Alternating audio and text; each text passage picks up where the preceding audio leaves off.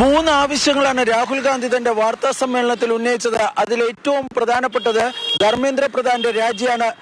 ഇന്ത്യയുടെ വിദ്യാഭ്യാസ സംവിധാനം പൂർണ്ണമായും തകർത്ത മന്ത്രിയാണ് ധർമ്മേന്ദ്ര പ്രധാൻ എന്ന് രാഹുൽ ഗാന്ധി ആരോപിച്ചു.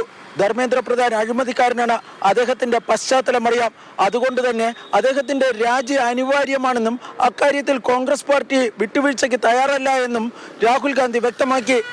Demand number 1, Dharmendra Pradhan goes. Number 2, anyone who assaulted the students is punished. Number 3, Prime Minister must apologize to students. കഴിഞ്ഞ ദിവസങ്ങളിൽ ഡൽഹിയിൽ നടന്ന സമരത്തിൽ വിദ്യാർത്ഥികൾക്ക് നേരെ അക്രമം നടത്തിയ പോലീസുകാർ ഉൾപ്പെടെയുള്ളവർക്കെതിരെ കടുത്ത നടപടി വേണമെന്ന ആവശ്യവും രാഹുൽ ഗാന്ധി മുന്നോട്ട് വയ്ക്കുകയും ചെയ്തിട്ടുണ്ട്.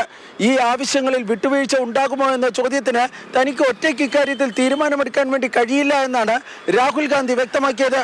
മറ്റൊരു പ്രധാനപ്പെട്ട കാര്യം രാഹുൽ ഗാന്ധി ചൂണ്ടിക്കാണിച്ചത് ഏതൊരു സർക്കാരിൻ്റെയും തകർച്ചയുടെ തുടക്കം അതിന്റെ നേതൃത്വത്തിൽ മാനസികമായി തകരുമ്പോഴാണ്. അത്തരമൊരു ഘട്ടത്തിലാണ് നരേന്ദ്രമോദി സർക്കാർ ഇപ്പോൾ എത്തിച്ചേർന്ന് നിൽക്കുന്നതെന്നും രാഹുൽ ഗാന്ധി വ്യക്തമാക്കി.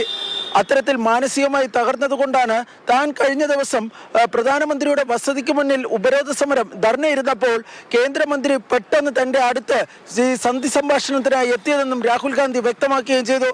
പ്രതിപക്ഷത്തിന്റെ ഭാഗത്ത് നിന്ന് വിട്ടുവീഴ്ചകൾ ഉണ്ടാകില്ല എന്ന സൂചനയാണ് രാഹുൽ ഗാന്ധിയുടെ വാർത്താ സമ്മേളനത്തിൽ നൽകിയത്.